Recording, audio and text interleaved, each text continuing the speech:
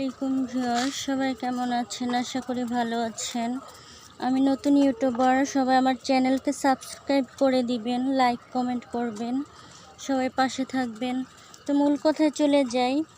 বর্ষার সিজনে মরিচ গাছের যত্ন যেভাবে করতে হয়, মরিচ গাছগুলো আলাদা করে এভাবে রোপণ করে দিতে হবে, প্রত্যেকটা আলাদা টবে দিতে হবে।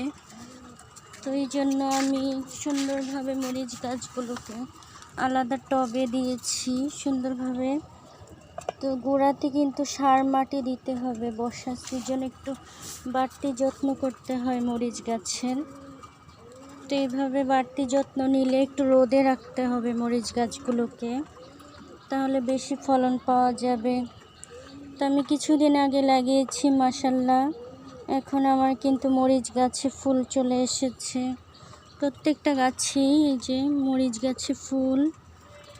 এটা হচ্ছে কালো মরিচের এই যে ফুল এসেছে। প্রত্যেকটা গাছেই কিন্তু ঝাঁকালোভাবে অনেক মরিচ চলে আসে। তো প্রতিটা ছাদ বাগানের কাছে মরিচ গাছ থাকে, আমার কাছেও আছে। আমি সবসময় মরিচ গাছ রাখার চেষ্টা করি। তা আমি যখন প্রথম বাগান করি আমার কাছে 30 রকমের মরিচ গাছ ছিল।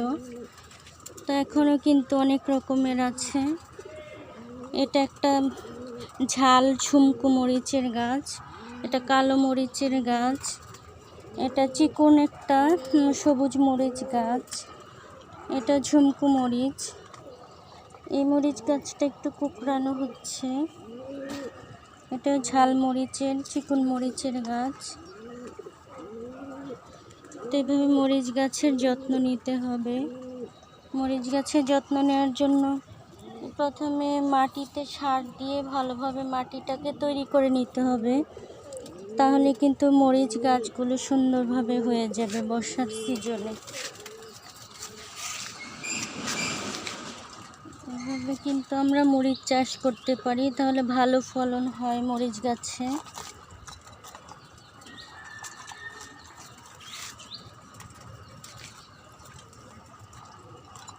এদিকে প্রতি ডগায় ডগায় ফুল চলে আসতেছে মরিচ গাছে। সবাই ভালো থাকবেন। আল্লাহ হাফেজ। আসসালামু আলাইকুম।